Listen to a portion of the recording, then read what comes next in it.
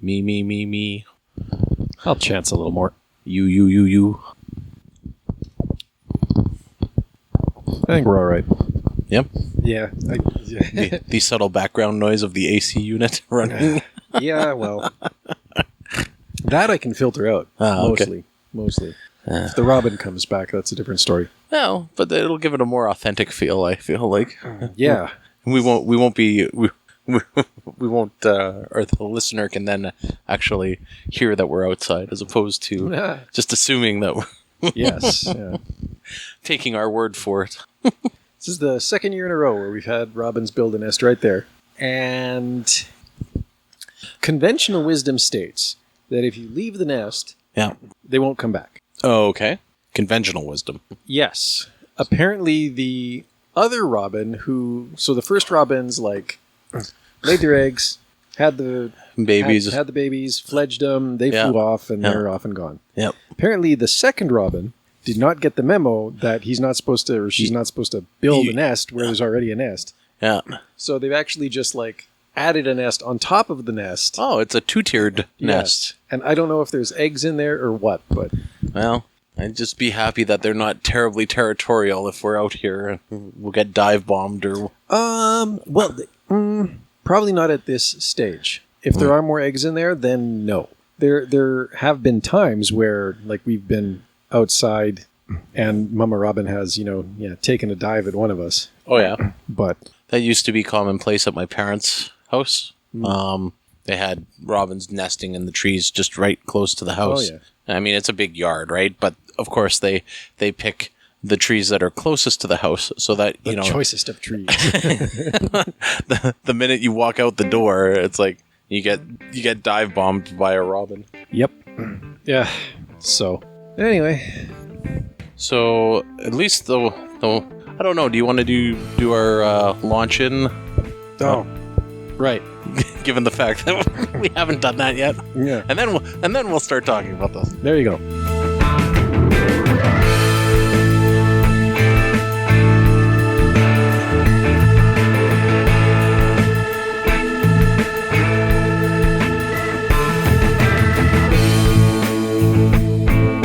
Well, welcome back to another episode of Scouting Stuff You Should Know, or just the Scouting Stuff podcast, as I'm really trying to move the branding towards these days. Mm-hmm. But it has been, it's been so long, I didn't even remember how to do the intro correctly.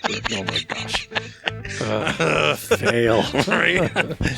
It has been a hot minute, so May, I think? Maybe April? Well...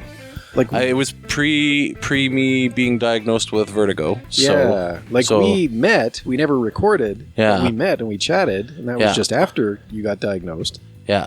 But the last recording was well before that, so it might even have been April. I know I did an encore episode in May and nothing at all in June, and sorry about that, everybody who's listening. There's just been a lot of stuff going on. Oh my goodness, has there been.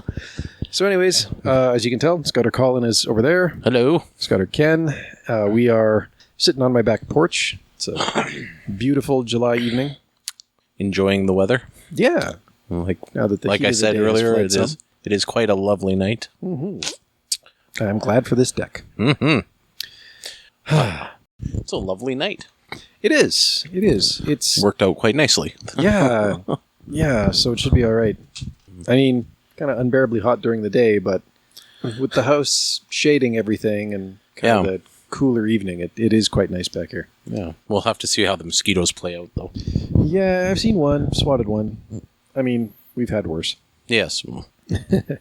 Camped in worst. Yeah, much worse. You just wake up and there's just an army of them sitting on the mesh of your tent. If only we could find a way through, human. Or you hear the low drone of mosquitoes outside your tent. Yes. Oh my goodness. Yeah. Actually, I had that. We had taken the kids up to some friends of ours have a lake lot. So we had taken on an invite from them. We had taken the kids up. Just actually the three girls, Grace and William, stayed home. Mm-hmm. And I took the three girls up to the lake lot, and, we pitched some tents, and it was all right. Mm-hmm. But yeah, I remember in the morning sleeping in my little tent that I was in, and you wake up and just oh, there's a lot of humming out there, and not the humankind. Yeah. Where's that bug spray? Yeah. Yeah. It's like, girls, before you wake up, put this on. Yeah. It ain't gonna be pretty. Yeah. Subtle feeding frenzy. Yes. Yeah. But it is nice to be able to go camping again. Just took the Scouts camping, took the Cubs camping. Yeah. I think we might be able to do a Reynolds or a Terrell sleepover come the fall. Yeah. I hear they're open for bookings again. Oh, that's good. Yeah, looking forward to that one. Because that's been far too long. Yeah. Well, a couple of years at least. Well, 2019 would have been the last one, yeah. Yeah. So, technically, yeah, 3-year gap. Yeah, when all is said and done. Yeah. Yeah. Which is good, because it means that, we can just take whatever we did in 2019 and do it again, which I think was the Terrell. Revert back to the old schedule. Yeah, exactly. Well, and I mean, we did, I'm trying to, I think it was 2019 was the Terrell trip. Mm-hmm. That was, and like that, I mean, that one was really, really well orchestrated, actually, all things considered. So, but I don't think that was what I wanted to talk about tonight. No, I didn't think so, but, Well, that was, because that was the trip where we got chased out of the parking lot by the owner of the pub in Greenfield. Oh, right. Yeah, you were telling me that story yesterday. Yeah, yesterday. But, we had actually set something up with the Subway on that same parking lot. Oh, okay. Yeah. So, everyone's meals were pre-made. Yeah. It was... Planning ahead. It was so slick. It was just drop your bag, grab your box, it's got your name on it, get on the bus. Yep. They drive, we eat. It's all good. Yep. Very well planned. No, that's great. We can do it again. Maybe. I'm sure there's a lot of groups vying for spots to sleep under the dinosaurs. Wow. Yeah, I imagine that it's going to be a little bit of a high demand, but A little bit. So, now, to be fair, I didn't actually know what I wanted to talk about tonight. Oh, okay. But, well, I figured we haven't published in a while, so we do our standard catch up. Yeah. Chat. It's just pretty much all banter today, right? A fireside chat with you and I. Yes. Minus the fire, but Minus the fire. Being scouts, though, we should be able to do a fireside chat. Yeah. I don't. Well, around here, like I was saying last night, you need a permit to run a fire pit in your backyard, and I don't really have space for it out there, anyways. One mosquito. There you go. If it was Saturday, we could. I don't know. The city did a pilot project for a while where you didn't need a permit to do a Saturday night driveway Oh, right. fire. But I don't think that's still going on, and I don't think they've reinstated it. So we can always go over to my place. yeah. Come your way some night when my wife isn't pulling a B shift. Mm-hmm. So she's gonna wander in the door at 8 a.m. But there it is. Mm-hmm. We'll have to keep our tallies on who killed the most mosquitoes tonight. Yeah, there are a few. We do try and spray the yard a bit with some concoction that Grace has. Yeah. It does keep them down a fair bit, but I mean, it's just, I think you just learn to deal. You do. And, we have sprays for when the kids get bit because some of them welt up pretty bad. I've always found that eating a lot of citrus helps for me anyways. Oh, okay. I kind of got the idea from the citronella candle. It's well, if I have a surplus of if I have my own citronella candle. Yeah, then theoretically I would be less desirable to mosquitoes. But. I've heard it both ways, that bananas will both decrease or increase your attractiveness to mosquitoes. So jury's out on that one. I don't know where that's at. It's all all folk tales. Folklore. But my second cousin, twice removed, told me that if I smeared peanut butter all over me. I don't. I know you can still get muskal, but I don't imagine it's anywhere near as powerful as. I believe the DEET content is significantly less than when we were using it back in the 90% late 80s. I mean, it was really cool to be able to stick your arm into a swarm of mosquitoes and just see them all nope. Yeah. Or fall out of the sky. Or that. Yep. But that's. I don't think they make them quite that strong anymore. It's all kind of. I think Deep Woods Off is kind of about the standard for strength these days. Muscles kind of come down to that level. Yeah. I had to don some there for Shakespeare in the Park. It was fun because the night started and everybody was fairly decent, but at the end of the night you could just see this layer of mosquitoes across the tops of everybody's heads, right? Like just hovering, waiting. Yep. Yeah. Well, I guess that could be the topic. How do you prepare for encountering bugs in the? In some news, I saw that there was a contingent of scouts that got waylaid on their way home. You know what? Actually, that might be a really good way to, because there's been a few stories about that. Yeah. Air travel. We were talking about that the other day, or Ian and I were talking about that the other day. I think you guys went home before that. Yeah. We might have left by then. It is true, though. Actually, that is a good thing to touch on, because actually there was you're probably thinking of a different one. I just saw another one today. Yeah, no, I think that's the one. That's the one I'm thinking of, is the one that was today. And then I almost recorded a Scouting 5 episode last week. you almost managed to squeeze out the time. It has been a hot minute. My work, I've never had my work-life balance shot this way. Yeah, right? well. And a lot of that just comes with the change in management, right? Mm-hmm. Previous supervisor was... he was very, very studious about making sure that we maintained that balance, even if we were, encumbered on a project. Yeah. But not like this. Yeah. And the new manager is just he's like every boomer boss stereotype. So, work-life balance is just not a thing. So it's a good thing I'm leaving, I guess, then, so that I don't actually have to, tell him, no, I'm not taking my laptop on vacation with me. Yeah. That's right. That's not going to happen. But anyways, well, why don't you then lead with yours? Because I have a different story, but it's in that same vein. Okay. Because this is, maybe this would be a good thing to discuss, just because, as we get back to traveling, and especially, as scouts ponder their adventures for the remainder of summer, if they have them planned. Mm-hmm. Or next year, there's a bunch of jamborees. And hopefully, this will not be an issue a year hence, but probably good to keep on the radar just in case, because, some troubling developents on the travel front. Yeah.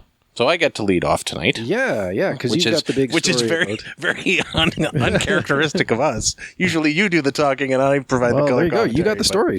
But apparently I have the story. So I only caught it on a news feed, and I thought, this is an interesting topic of discussion because, like you had mentioned, programs are kicking back into gear. Air travel is more of a thing. People have been planning stuff. Yeah. They're going to be planning stuff. Yeah. Yep.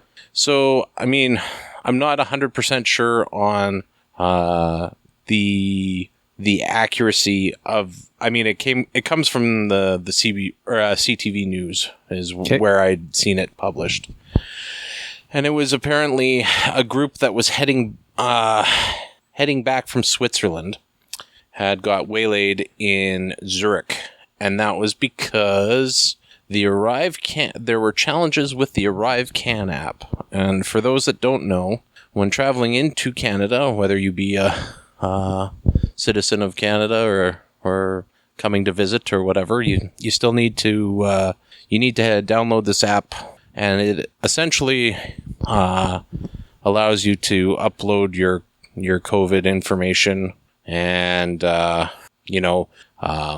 various other things about the immigration. It's got your passport or your immigration declaration. Yeah, I've used it before. Yeah, it's the declaration. Now it has your COVID status. Yeah. Obviously, your vaccination proof. All of that's in there. Exactly. So apparently, some leaders used the app for the group because there was 12 of them all together. Sure.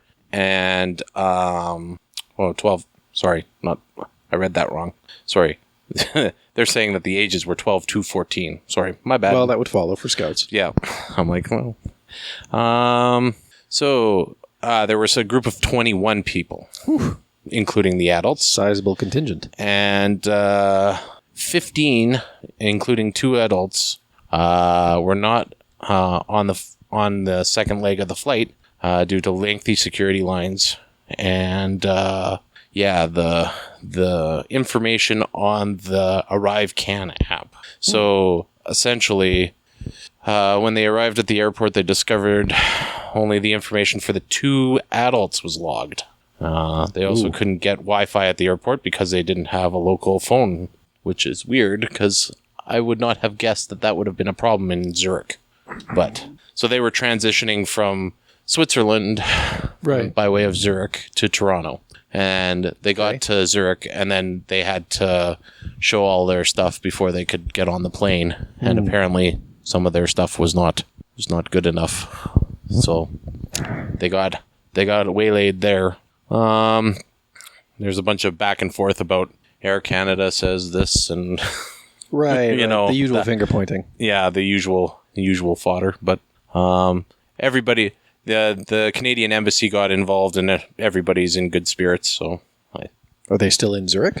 Well, it doesn't say. Oh, okay. But I mean, essentially, it sounds like at the time the article was written, yes. Oh dear. So, the Robin's back.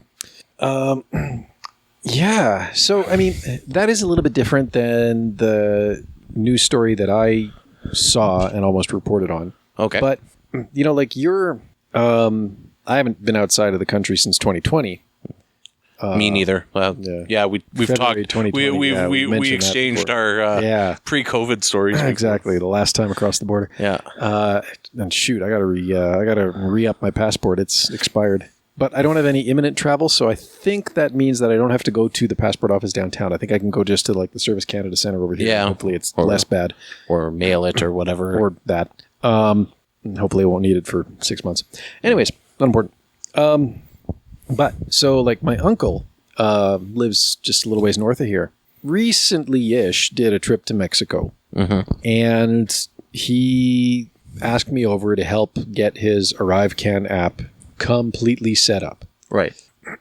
And we did, right? We stepped through all the steps and, flight information and the vaccine passport and all of that stuff.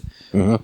And it was good and it was set up. But then just for like his own peace of mind and edification, I made sure that he had a couple of different, because he had like the tickets, the electronic tickets, right? So you can, on an iPhone, there's an analog on Android, right? You've got the Google Pay app. But on the iPhone, you can add your plane tickets to your Apple Wallet so that they just pop up on the on the screen when you double click. Yeah. Right? But then I also made sure that they were like pinned in his email. And then just for extra good measure, I took like screenshots of them and set up little shortcuts on his phone. To those pictures? Tap here to show your ticket. Yeah. Right? I've done that for my folks. Yeah. And I did the same for his vaccine passport. He had like 3 different ways to access it. Yeah. In case one didn't work or on whatever. The phone. Yeah. And then just for good measure, he had like physical printouts. Yeah. And I was talking to him last week, so clearly he got back safely. Well, that's good. Yeah. And no frantic calls to me from Mexico to effect this. So I think it all worked. So I guess the problem there seems, at least based on the information in the article, seems to be that, information wasn't in order. Mm-hmm. And especially these days, and especially because, vaccination status is still a thing that is or may be being checked for, I think, still. Yeah. Mm-hmm. Especially for international travel. Yeah, I was pretty sure it's still an international requirement. Yeah. So you definitely, like, if you are... And this is, the Arrive Can app obviously is specific to people traveling to Canada, whether that's you're coming to Canada or you're coming back to Canada. But either way, the Arrive Can app is specific to the Canadian context. If there are apps for other countries that are analogous in their functionality, then, obviously take and export this advice as you can, as appropriate. But, much like I did with my uncle or, like you with your parents, making sure that it is all lined up and ready to go beforehand is key. Now, I don't know The thing about the Wi-Fi is interesting. It's interesting for two reasons. Because one, you would assume that an airport would just have a Wi-Fi hotspot. Yeah. But maybe that's not a thing in like Switzerland and somewhere else. Yeah. And to be fair, I don't actually assume that I'm going to find Wi-Fi anywhere I go. Yeah. It might exist, but it might be paid. And if it's paid, well, okay, like, do you want to? Do you not? Yeah. Is it exorbitantly costly, as it sometimes is? Well, as I was reading it, thumbing through the article, it was the ArriveCan app was questionable, so they had to figure that out. And then by the time they did that and went to check in, it just backed them up that much more. And then there were the lengthy security lines, which... So, like, I mean, but... A set of dominoes, sort of. Yeah, exactly, right? And just kind of puts you back, and then eventually you just miss your plane because you're standing in line too long. So, but no, coming back to the bit about the Wi-Fi, like there is a sort of an additional concern there because, and I don't know if ArriveCan does this. I'm not that familiar with the workings of the app, but a lot of apps, right? If they are accessing records that are stored in some cloud-facing database, right? Which, again, I don't know if ArriveCan does or if all the data is just locally on your phone. I assume it would have to go to the cloud at some point because the government needs all that information. Right. It's on a system. Right, yeah. So... Or part of a larger system. Right, and if it is, then, there's that interplay between the phone and whatever system it's residing, whatever other system is holding the data. Because... sometimes the app will keep a completely local cache, and it's totally fine, right? You can be offline, and all your data will be right there, and you can present it, and you're good to go. But if, for whatever reason, that cache expires, well, then the next time you open the app, guess what? It has to connect. It has to pull down from the server, and... Yeah, so for me, my ArriveCan app experience 2020... Right.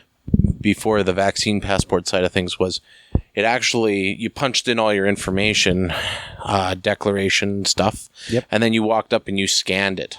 It gives you a little code. It gives you the QR code and you scan it and then it prints off the tag and away you go. Yeah, I did the same. Right. And it was fine. And I think I was able to do it just on the plane. Yeah, but whether or not it was a local, like you said, a local cache to the phone, or if it was up to the cloud, that makes me wonder now.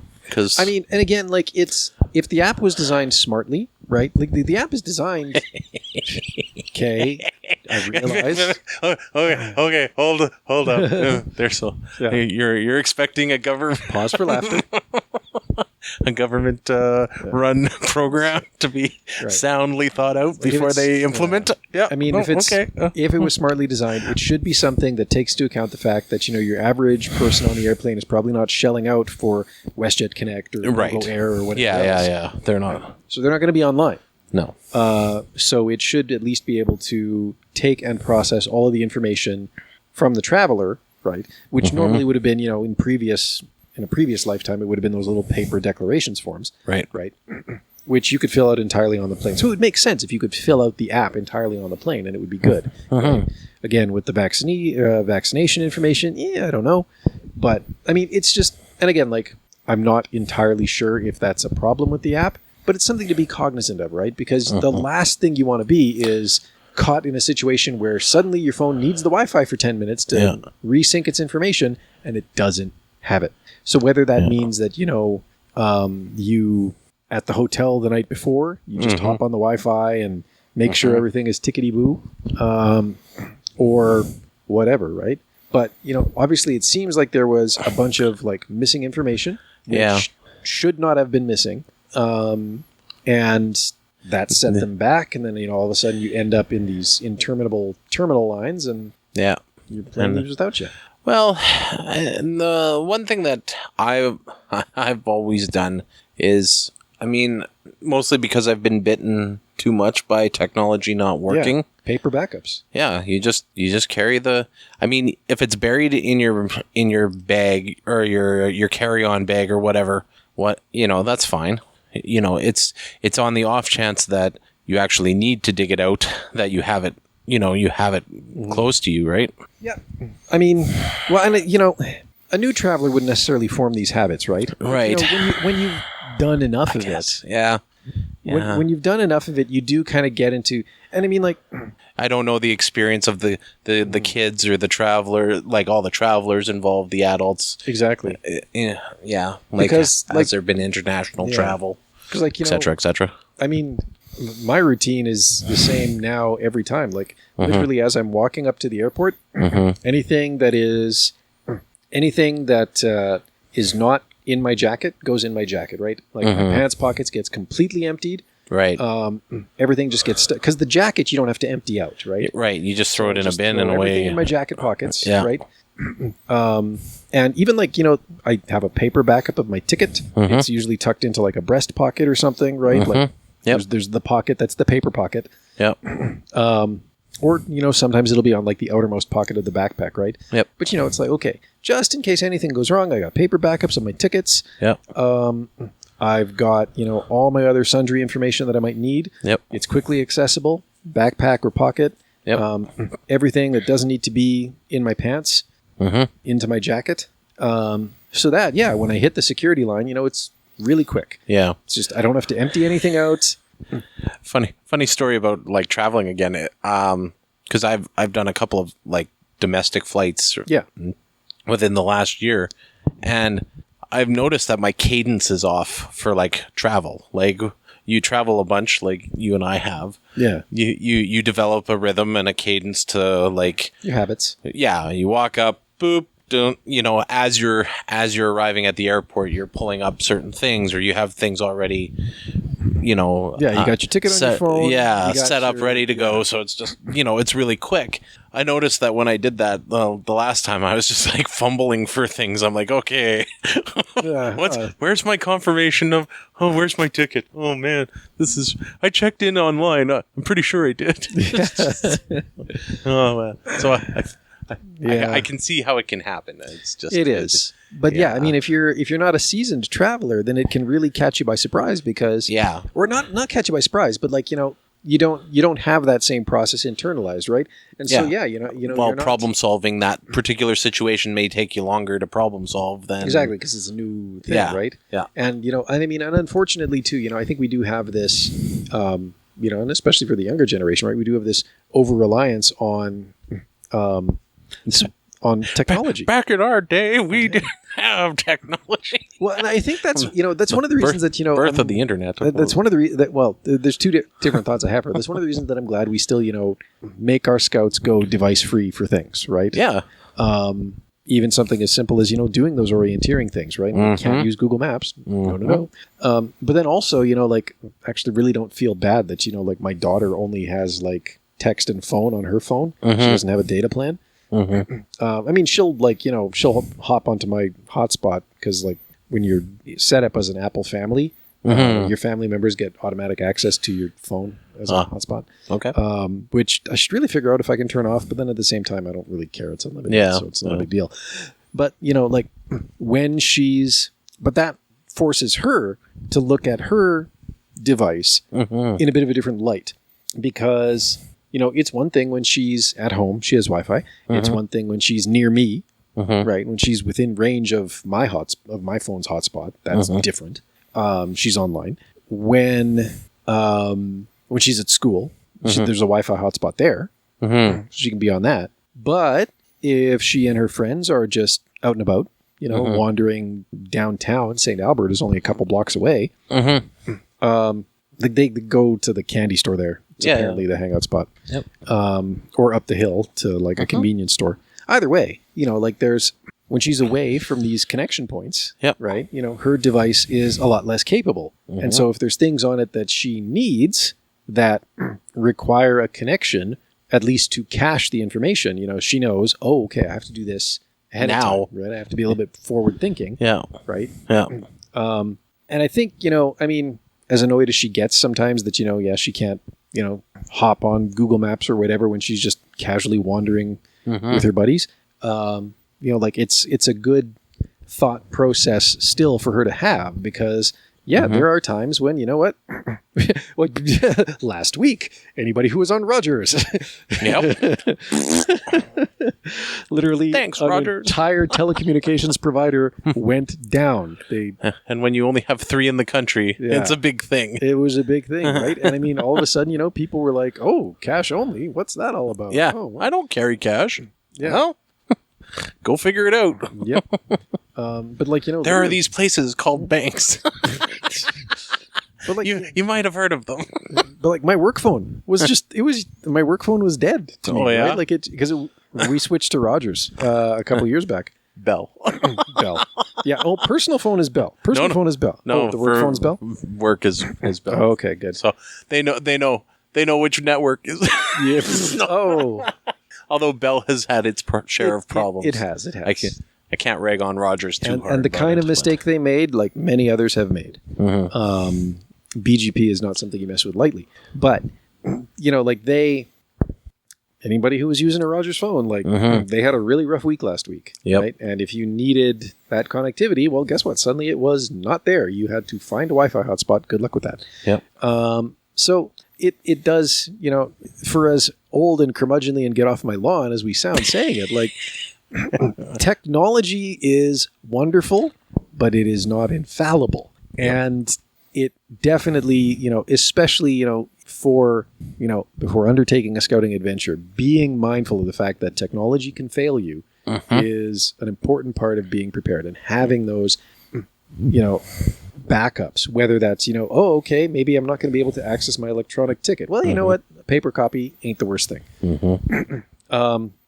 Having that, and even from a technology standpoint, it's like having that spare battery or like that spare battery pack, so that if you got extra battery, if you're out and you don't have the charger, or you don't have the right adapter for the wall socket or whatever, voltages.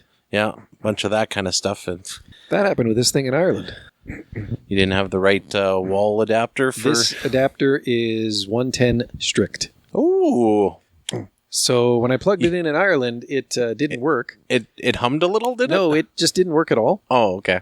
Well, this one I didn't. This is not the one that I plugged into the wall in Ireland. Oh, okay. The one that I plugged into the wall in Ireland never worked again. Did you let out the factory smoke? Yeah, the magic smoke must have escaped at some point, and I just didn't notice. So that was bad. But that's another good point, right? But you know, so again, like, but if you're not a seasoned traveler, then and I mean, even sometimes when you are, right? Yeah. Like, I had all my... You had all the right bits and pieces. I had all the right bits and pieces to connect my North American plug to the Irish wall outlet. Yeah. I just didn't bother looking at the power supply to see, 110 voltage only. I need a step down. Yeah. Whoops. Error. Yeah. Womp womp. You can still get caught up on things, right? So yeah, if you're not a particularly seasoned traveler, then, you know, these things, it's easy to get caught up by them. And I mean, hopefully, you know, you learn for the next time. Yeah. But it is unfortunate that, you know, sort of this succession of failures, incomplete information, leads to a delay, gets you stuck in the long security line. Yeah. And then your plane just leaves. And now you're in a hotel in Zurich. Yes. Which is not the worst place to be. But still, if you've been there a while, you do want to get home at some point. Right. And if you're an anxious person anyways, like, this can really do a number on you, especially as having a duty of care of a bunch of kids, and you don't know what the next steps are, and you know, it's quite easy to well, and at some point too, you are effectively powerless, right? And it's really hard to be the person that other people are looking to. You know, you're the person that a bunch of younger people are looking to for guidance. Yeah. And there's literally nothing you can do, because at this point you are just a victim of the process, and you have to follow the process to its bitter end. Yep. So, as part of risk management and risk assessment for an international travel, leaders should probably consider being waylaid in a transit spot. Yes. And have plans on how to deal with that. Redundant physical copies of all pertinent travel information. So the story that I saw was somewhat different than that, but is a different thing that is also afflicting travel these days. And this was a scout troop from Quebec. Okay. And they had plans to go up to the Yukon. Oh, yes, I had seen that one too. You saw that one too. Yeah. Okay. Yep. A canceled flight forced the group to camp at the Vancouver airport for more than 24 hours. And I believe they did eventually get to the Yukon, but the trip was cut short by several days. In large part due to the fact that, Air Canada and other air carriers too, they only fly a certain number of days. They only fly a certain number of days anyhow. Yeah. And they had limited announced flights. a bunch of flight cancellations over the course of the summer. Right. And, it was kind of just the scouts, as well as 3 scouters, were due to arrive in Whitehorse on a Saturday evening, but they wound up stuck at the Vancouver airport from 11 a.m. Saturday until Sunday afternoon, in part because the airline told them that no hotel in Vancouver would be able to accommodate a group of that size. There were, let me see here, 18 of them, or 18 or 19 of them. No hotel, I guess, would be able to accommodate their group. At least the airline couldn't find one. The airline couldn't find a hotel that could accommodate all 18 of them. That sounds like someone not wanting to do the legwork. It does. They did apparently say that if they ever found one, they could ask the company for a refund. Yeah. But the scouts were just like, whatever. We're scouts. We'll So break out the foamies and the sleeping bags. We'll sleep in the Premier Lounge or whatever. According to one of the scouters, who have done that. According to one of the scouters, he says here, we slept for better or for worse under the big lights and the calls for different flights. It wasn't the best night in the world, and with all of our luggage, some just had their sleeping bags and others just had floor mats. Yeah. And then by Sunday, they knew that they would have to wait until Wednesday to fly to Whitehorse, which is going to cut into their trip pretty significantly. Now, I guess Air Canada did eventually find them some accommodation. In Vancouver? Yeah. In Vancouver. And apparently, just to avoid, those days being a complete wash, the scouts were considering just renting some cars. Oh, yeah. Yeah. Because you're in Vancouver. I mean, it's a couple of hours up the highway. You're going to find something beautiful to look at, right? Yeah. Mountains, waterfalls, a spot to camp, whatever. Yeah. There's some hiking around Vancouver, too. Yeah. Lots of stuff to do. So I don't have the follow-up story. I don't actually recall seeing the follow-up story. I do believe they eventually made it to Whitehorse, but obviously with only about half the time planned. I hope that they were able to capitalize on their time in the Lower Mainland, explore it a little bit, because there is a lot to be found there as well. But this is the other side of the risk assessment. Is even if you have all your travel information in order, even if everything from a personal technology standpoint and ticketing and information just and clips vaccine right passports, along. even if everything else works, your plane can still get canceled. And you need to be able to adapt to that too, because this is going to be a factor of travel for a while. I don't know how long. I don't think anybody really knows how long it's going to be a problem for. Hopefully not, a year hence, but you never know. It's possible, right? Because it does take. There are. I think it's just. Well, I mean, there's a couple of factors, but I think the bigger issue at the moment is like just general staffing issues, right? Like staffing issues, yeah. If it's staffing issues with the ground crew at the airport, or if it's staffing issues with the airline itself. Yep. Whether they don't have the pilots, don't have the other personnel, the ground crews at the airport. Yeah. I think public confidence in air travel has largely returned. Well, I think people want to go places, right? Yeah, like go places, you spent 2 years in your backyard, And it can be the nicest backyard, but eventually you do want slightly different scenery. Yeah. Multiple different complicating factors here, but at the end of the day, you're seeing airlines cancel flights, right? And I mean, I've seen it. Grace has seen it. The last couple of times we've gotten on airplanes, it's been, we're kind of watching nervously, and other flights got canceled, but thankfully not the ones that we had to be on. But, it seems to be kind of a bit of a dice roll, right?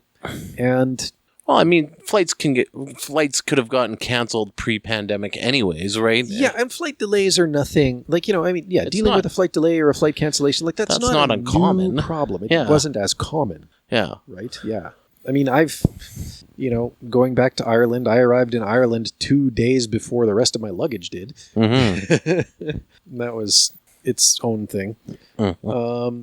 Although the hurricane had something to do with that. Mm-hmm. But it's not the only time I've beat my luggage to my destination by a day or two, right? Yeah. It's not the only time I've been grounded. Because especially like, when you have, like when there's a runway out at San Francisco, the U.S. grinds down. Air travel in the U.S. entirely just grinds down. Mm-hmm. Same thing with Atlanta. If something's out at Atlanta, like just...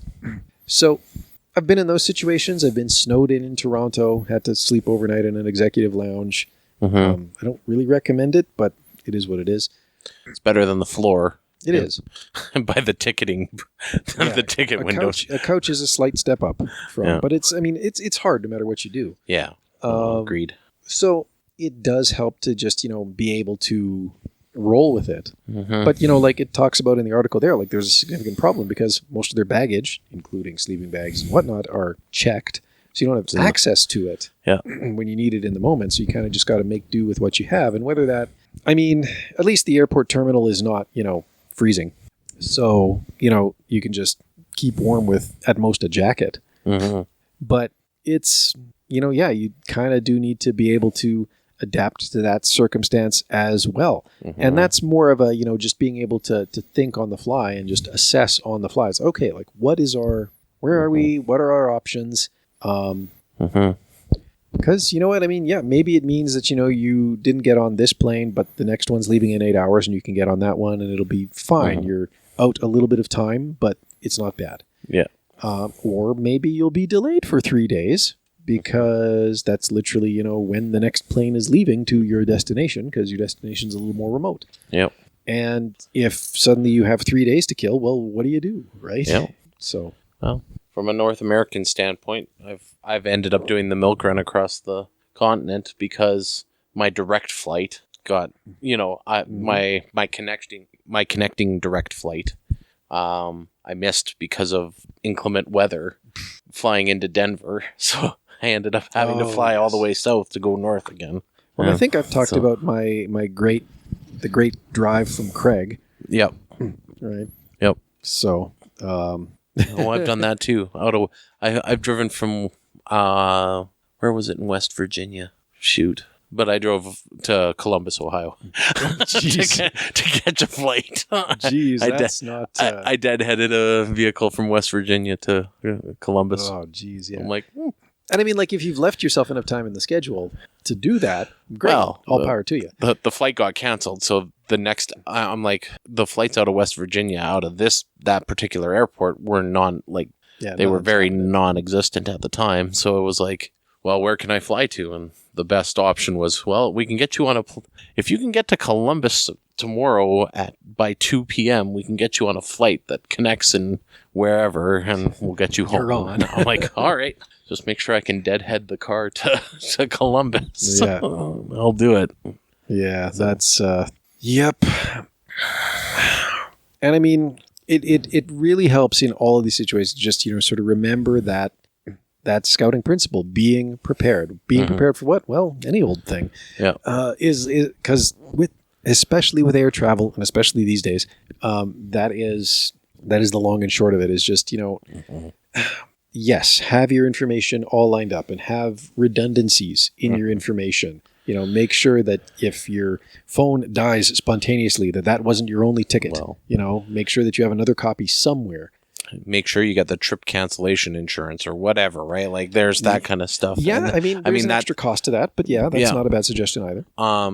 And also maybe budget into the trip, the temporary, call it a slush fund or whatever, so that if you're traveling as a group, if you have to overnight, you have the resources to pay for a hotel and it gets difficult to predict that kind of overhead, but yeah. And it's not a bad idea. Well, instead of someone having to take on the burden, initially anyways. Yeah. Well, if it's a flight cancellation, ultimately that would be a reimbursed cost if the airline didn't themselves find you a place to stay. Yes. So, yeah. But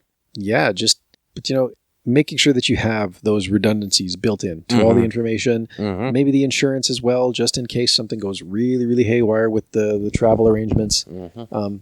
But then, at the other side of it, just having that ability to just be adaptable, because even when everything else is perfectly lined up and seems to be working, sometimes there's just not a plane.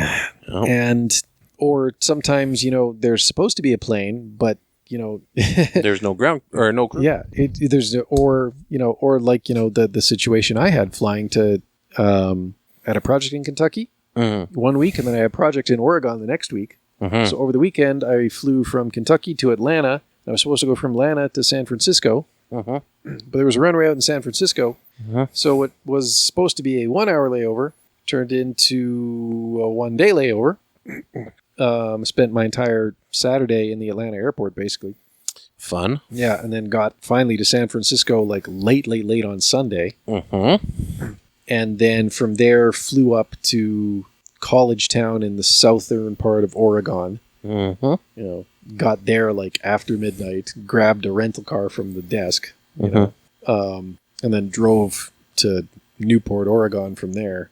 Got to the hotel at about 3 a.m. Sent an email to my boss saying, stuff went wrong. Please tell client I'll be late. Crashed. In state. We'll be there shortly. Yeah. Woke up to a couple missed calls, but but stuff like that too, right? Like you can have everything else can work, and your flight might not even be canceled, but the plane might not have a place to land because there's a runway out because something went wrong at the other end, right? And that cascades. That cascades quickly throughout the entire travel system. So, and just being able to adapt, and whether that's you make a plan to just, all right, cool. Well, let's and you can't do this in every place, right? Obviously, like if you fly to Dubai and you want to leave the airport, well, you have to have a visa. Yeah. So you can't do this in every place, but like something like in-country travel. All right, cool. We're going to be delayed. Like the plane's not leaving for another 12 hours. Well, all right, let's hop on the train and head downtown for a couple and come back. Right? Like just, it's air travel is difficult.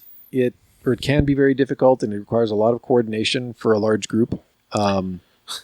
And it is unpredictable. So do as much as you can to make yourself redundant, against technology failures and everything else. Yep. But just, also be ready to just think on the fly and be just like, okay, well, what do we do for a day? Because we ain't flying. That's right. Yep. All right. I think that's all I had. All you got? I think so. Cool. I don't know. Gosh, my stuff is so out of date here. It's not even funny. Shout outs. Here we go. Did I update this? I did. Okay, looks like that's all up to date. Let me just have a quick glance over at the email, make sure I'm not missing anything. As you do. We could always add it with the magic of podcasting. I could. There was one thing, actually, now that I think about it. Oh, yeah? Someone had left me a message somewhere, and for the life of me, I can't remember where now. That's the problem with having too many socials. Well, it is, but then also, like, again, when we haven't done this since April. The cadence is all off. It's like air travel. It's just, it's bad, and I don't like it, but I also can't remember. Maybe here somewhere. Someone leave me a comment. No one left me a comment. Scouting stuff podcast at gmail. Something about the. Oh wait, here we go. Outlook. Something. Yep. No, don't care about that one. Oh yeah, here we go. Just one little thing from Elizabeth, and this was in regards to. Oh, what did we publish on or about April 15th? Now I have to. I think that might have just been a catch-up, potentially just a catch-up episode. You might be right. I think we waxed philosophically about things. Yeah, I think you're probably right. I gotta just have a quick look here. Maybe you'll remember better than I do, because her message is cryptic to me now. Okay. Read the message, and then the message is, hey, thanks for the podcast. I'm a new listener. By the way, you need to smoke the turkey legs. Oh, I'm pretty sure we were talking about. I'm sure in that discussion of catching up, we talked about like food. Yeah, I think so. That might have been the Ukraine episode where we talked about like the stuff about Ukraine, and then food. I think must have come up during the middle of it. But at any rate, I don't quite remember what we were discussing. But cooking turkey must have come up.